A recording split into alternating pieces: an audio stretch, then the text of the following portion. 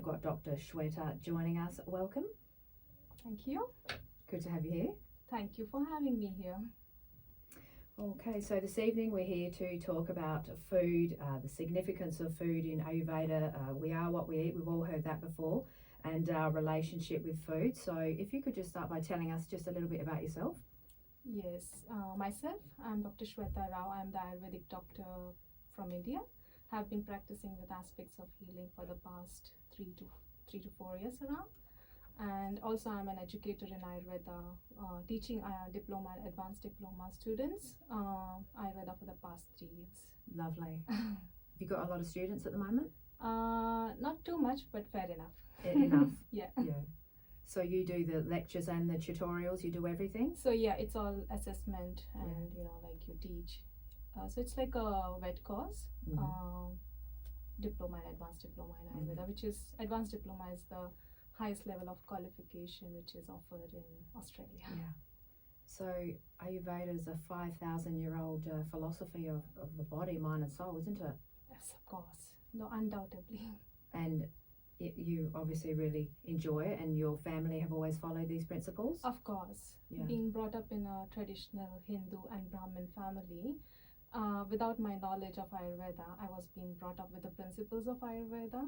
And I think that was when it came to studying Ayurveda, it was very easy to incorporate those principles and relate to those principles, why, how, when, and especially the Sanskrit language, which actually was have been learning that quite for a while now. So it was easy getting in there. Yeah, of course. Oh, so, I mean, I don't think people realize how important food is. Maybe we do, maybe we don't, or maybe we know sometimes, but we forget with our eating habits. But how would you explain, where should we start with this food topic? I mean, let's start with we are what we eat. Let's start there, and how we are eating mindfully and all that sort of thing, and how you sort of have been brought up with it. Especially if I put it into context of God or get divinity in between, would be easier to explain to people who believe in God. But then even for the people who don't believe in God, I think there is some aspect which is divine, because we are here and there's some part of us, someone made us. So if we relate it to that, and if that person comes in front of you, what would be your reaction? Would you say, hi, hello, mate? No. We naturally, kind of depending upon what religion you are following, we surrender to him, right? So if we get that divinity to the food, because we are what we eat. So as per Ayurveda, we say that there's a part of divinity in everyone, and that needs to be nurtured. That's the one which directs us to what is right, what is wrong. But we also have a body and mind who have their own instincts, basically for the survival. And it is the soul which moderates them, But then when we don't give that authority to the soul and get carried away by the body and the mind needs, we may deviate from our pathway or the righteousness. So I think if we treat having food as a divine act, everything comes in there. Every moment we remind ourselves that we are a part of the universal soul, and let that universal soul within us be nurtured to guide us to do the right thing. Yeah, that's well explained. Thank you for sharing that. And it just brings to mind the fact of eating mindfully. There's so many videos out there about it, and the psychology of eating, and not to eat. Just a lot of people are busy in life now, and they sort of eat standing up, or they just eat walking down the street, talking to a bunch of people, or just not eating mindfully. And the way you explained it makes sense. We want to sort of eat in a quiet space, maybe go to a quiet room, or have a nice conversation with someone. Eat slow, don't rush, because that can cause tension in our system. So even for a person who doesn't want to believe in God, let's put it as simple, when you respect someone, that person respects you. So if we don't respect the food we eat, which nourishes us, and I think I don't know if you have heard of, every person has got two parts of him. One is a divine part and one is a demon part, and everything is there. If there is a God, there is a demon. Oh, yes. So negative, positive, everything. So depending upon what we eat, that gets nurtured, and everything in this universe is manifestation of energy. like even our body is a crystallization of our mind, what we call it as. So the subtle part of the food always nourishes our mind. So it's very important to look at that aspect as well, because when it comes to survival, of course, physical needs have to be um, responded to or addressed to, but mind is something which can be nurtured through the subtle energies which come with the food. And that's why we say, probably you must have heard of energy rich foods, or kind of positive pranic foods or negative pranic foods. Why? Can we see that energy? No, everything may look fresh, but then how do we decide whether it is positive or negative, or how it is impacting our mind? So it would be only the experience you get, or the energy which it radiates, the way you act after having it, the way you feel. That feeling is just, it can only be experienced through feeling. So I think at the end of the day, it is what we want. As per Ayurveda, I think everything has been explained in the context of health. Nothing is right or wrong, but everything has a consequence. Good point. So if you want to achieve something, then this is what needs to be followed. So that's the first thing Ayurveda says. It never forces anyone to follow anything, but this is the first line of the text, which says that the one who wants to be healthy needs to have faith or believe in the principles of Ayurveda. It's not compulsory for everyone. So I think if we put health in context, you want a healthy mind, body, and soul, perhaps this is the pathway to follow.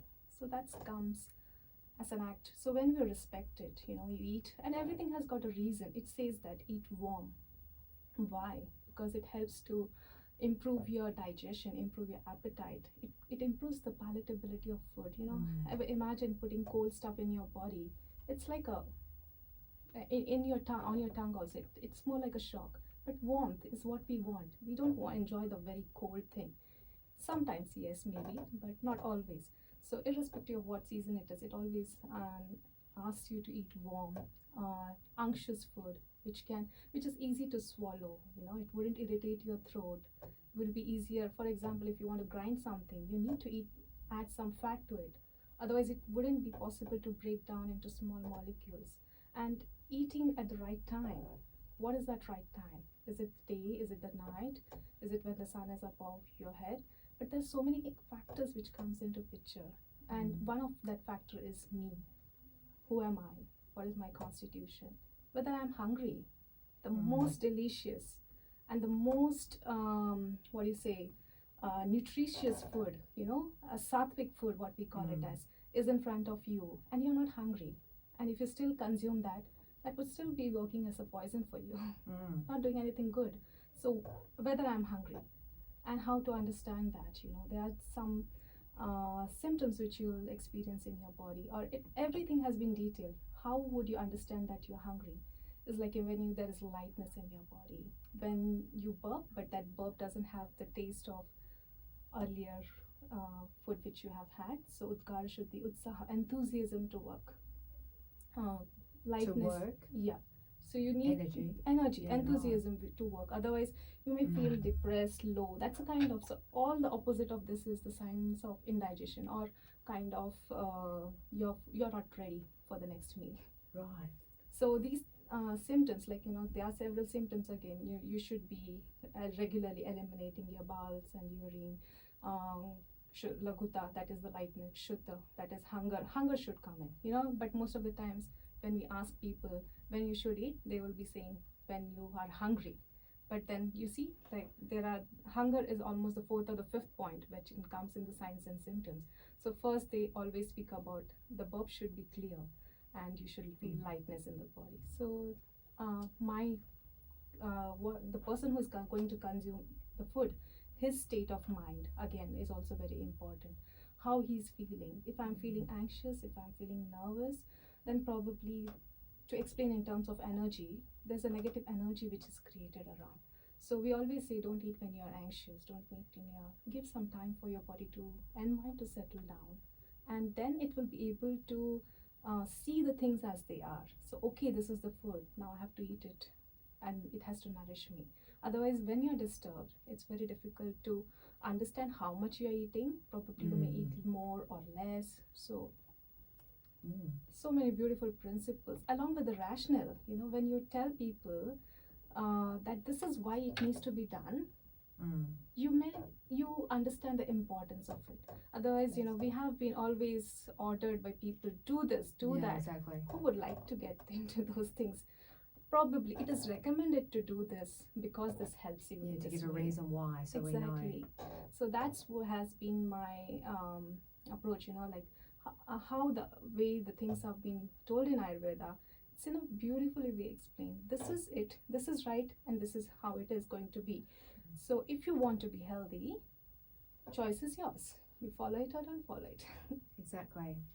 And then, like they say, try it out for a week. No one's forcing anyone, but it's if anyone's curious of how their body works and if they're going to feel better or worse, just try something out, like plant-based. A lot of people say, well, I eat meat, but let's try eating plant-based for a week and see how I feel. If I don't feel different or if I feel worse, well, that's okay. At least I tried it. Of course. And I think at Might the end not be of for the day, everyone. most of the times people have not tasted being healthy, because I don't sometimes when know. they're unhealthy for a long period of time, it becomes normal. For instance, I had a client today who said that, I have been becoming more conscious about my body after I have had a consultation with you. I never knew that my lower abdomen is sore. Now when I massage my lower abdomen with warm oil, I can feel that, it had been there for a long time and I never felt it.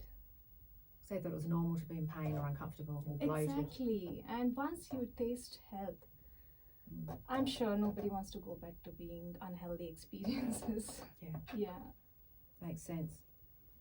That's right. And like you said, of course, I'll just reiterate it again, to know the reasons why to do certain things. So obviously eat, like you mentioned before, for example, eating healthy, eating not in an anxious state. So you want to metabolize your food and get all the nourishment and the nutrients to be taken into all the cells in your body when you're more relaxed. So if we tense the nutrients, what is it, people that are, I don't know what the condition's called, but they might eat red meat or lots of iron, but it doesn't get absorbed. Yeah, the absorption rate. So Malabsorption malabsorption. syndrome, or we call it as grahani in Ayurveda, which is more like the duodenum is not able to hold the food. Because in order for your food to be digested, it has to be there for a specified time in the duodenum, when that organ cannot hold it. And why wouldn't it hold it? So where's the duodenum? Is that near the stomach?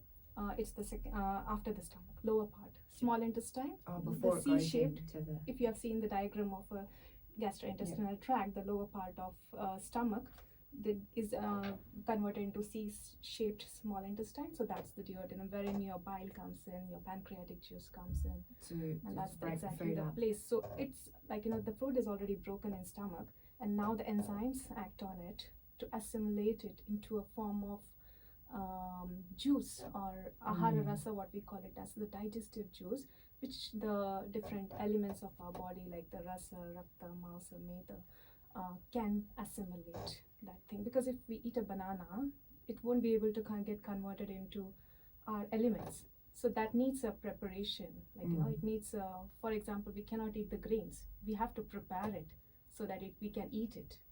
So we need to cook it. So that's kind of a cooking which is done by the digestive juices to convert it into more usable form. And if that doesn't get converted into the usable form, then we suffer from malabsorption syndrome. So what did you say about the food being in the duodenum for not long or long? What was that? Yeah, so some people, you must have seen that the moment they consume, they have to go to toilet, or they may be going to having more than 10 bowel movements a day. So that's where like the holding part of the duodenum doesn't happen. So the duodenum or the small intestine is not being able to hold the food for a specified time, wherein the digestive juices can act on it, and the food goes out in the form of you can actually, some people say that they can see pieces of vegetable and put that thing in there. So that means the food is not digested. So when it is not digested, it is not assimilated. So it's a malabsorption syndrome. Really? Yeah. So if people go to the bathroom too much, and means their stomach's not holding it. Too much. Yeah. Much. So to a certain extent, wherein people would tell you that like they can see that their food has come out in an undigested way. So because and that's not food good. has got a different consistency, and you can see the things have not been digested. So So what can they do about that? There are treatments for that. We can work Yeah. over it. So basically, this happens because it's a kind of low feeling, or kind of a strength of the duodenum is not enough, or it's lost its vitality, or its holding capacity. Why would that happen? Maybe due to some inflammations in there. When we get a wound or a cut on our skin, we can see that, and we would avoid any kind of further damage to it. But when something happens within the digestive system or the gastrointestinal tract, how would it react? Like if you put salt here or spicy food on the skin or the wound, you would just immediately do this. But how would the digestive system behave? It will immediately leave the thing which Interesting. you're holding on to. Wow. So, and then that's again one thing leads to other. So in fact, you're consuming, but you're not assimilating it. So in a way, your cells are still starving. Yeah. Is that the same as leaky gut? Yeah, kind of. Same thing, sort of thing. So there's a group of disorders which is mentioned in Ayurveda, and pathology is almost similar to those things, which is we call as low digestive fire, or mandagni is the root cause of all these illnesses. Now, just backtracking a little bit, you said something about banana, the banana having not going into the elements of the body. You mean like water, fire, those elements? What do you mean by elements? I would say the elements which make up our physical body. What's in the that? form of the lymph, the blood, the muscle tissue, the bones, the fat, Right. and in the end, it's the nervous system, and in the end, we have the reproductive system. Right. Okay, I think I got confused because I know that Ayurveda is more sort of what it's called. You might explain it better. Well, you will explain it better. 5 fundamental elements. The elements. Yeah, but fire, water. So that's ether, air, fire, water, earth. So when we look at these fundamental elements, actually are the elements of our body are even made up of them. So if we look at the lymph, it's more of water predominancy because it's liquid in nature. And if you look at the bones, they have more predominant with the earth element because they have more sturdy, they have a form of their own. So all the elements are made up of 5 fundamental elements, but then a predominancy of 1 or 2 decides their, we call them that element predominant. For example, this table is also made up of 5 elements, but because the earth element is in a higher proportionate, it has got all the qualities of earth element which is expressed in this manner. So it stays at one place. On the contrary, water would flow, so it will have that element in excess. Okay. Now, what about the connection between food? We did mention it briefly. Spirituality, food, prayer. A lot of mindfulness. A lot of cultures pray before they eat. In Buddhism, Hindu, Christianity. Or even if they're not saying it out loud, but just that quiet, making that quiet few seconds before they intake the food. Which is very important, I would say. For example, do you pray before you eat? Yeah. So, and you belong to a certain religion or you follow a certain religion. I do prayer before before we eat. So maybe the pathways are different, but we all are one. And it's the way we are brought up. Like, if there is a book in some other language, probably I wouldn't understand English, and there's a book in English language, and I want to, it's a very good book which explains everything about the scriptures, but if I don't know the language, how would I understand that? So it's very easy to understand it in my language, and then I can go ahead, learn that language and do the other things. So I think all these are different pathways to the same destination, and every religion, single religion would say that we are one with the consciousness, and there is a part of that universal soul in each one of us. And in a ways, they would mean different things, but in a ways, it would just say that, it's a way of connecting you to the universal soul. Every moment you're reminding yourself that I'm a part of him and he's a part of me. And in our culture, like in Hindu culture, we had been brought up saying that, the food is Brahma, or the God. So I don't know if you have heard of fire sacrifice, or the kind of home havan which is done, usually done as a part of spiritual practice, we say that there is a fire within us, which is a symbolic of the fire god, because we actually respect in our culture that every animal, there's elephant god, there's monkey god, there's fire is treated as a god, rain is treated as a god. So we see that divinity in every entity. Similarly, there's sun outside and there is this digestive fire inside. And when we put in that food, we remember that one thing, that this food is God. The act of offering the food in the fire is like the act of God, and we are nourishing the God within us with that. So when we say that prayer and consume the food, it is said that all the impurities in the food have been taken care of. Interesting. So probably we don't know where does the food come from, how it is cultivated, how it has been brought in here. So there are three impurities of food, what we call it as: the impurities of the vessels in which they are cooked, the impurities in the person or the process of cooking involved in there, and the impurities of the ingredients. So if Ayurveda has been such a profound science that it looks at the subtle impurities. If I ask you about the impurities in the foodstuffs, probably you will tell me that there might be sand or some other stones in the food, or it may be adulterated. This would be our understanding. But then what Ayurveda says is that with what mentality, how much, was it the food brought to you in a fair manner, or was there any foul play involved in there? We don't know all these things. But then when we consume that food, we may become a part of that sin. So when we offer it to God, so it's said that or when we seek His blessings to take away these impurities, so they don't bother us. So there's an energy of consciousness created around us, wherein the negative energies don't harm us. And when we take a moment, we connect. We connect and we create that divinity around us, and we take His blessings, and I think it takes care of the impurities. So when we like in the past, my grandmother used to say, who will go outside and eat? You don't know how they are cooking, with what mindset they would be cooking. And now it's like, when we should go out to eat. It's like that nowadays. So I see how things are changing. We want to see that the chef is smiling. If he's smiling and happy, then we'll eat his food. We can see into kitchens now in restaurants, can't we? Yeah, we Which can is a good see thing. that. But then how would you look at, how would you equate that food to a food which is cooked by a mother who wants to nourish her child? Oh, you can't compare it. It may be such a simple food, but then what emotion she has while she's cooking. There is so much of energy involvement in cooking that, in India and in our culture, in the past, not now, women in their menstruating days were not allowed to go into the kitchen because they are not in a good state of mind. They are menstruating, they're emotionally not stable. So how would that would again affect the cooking part as well. So they were allowed to rest. That's right.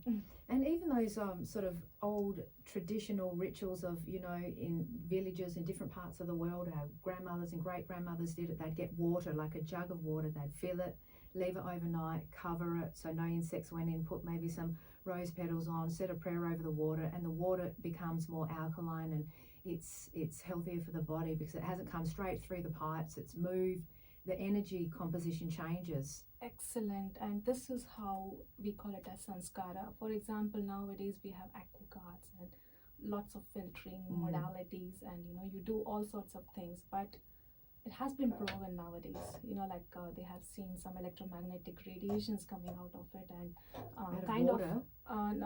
they have seen that, they have proven some pictures they have taken how energy can affect the energy, or how the energy of the water is affected due to the recitation of mantras or what you season with it. So perhaps whenever I belong to a Brahmin community, so the men do Sandhya Vandana, which is basically a kind of ritual act, and they use the water which they they collect it from the tap, and then they cover it with their hand and recite some mantras.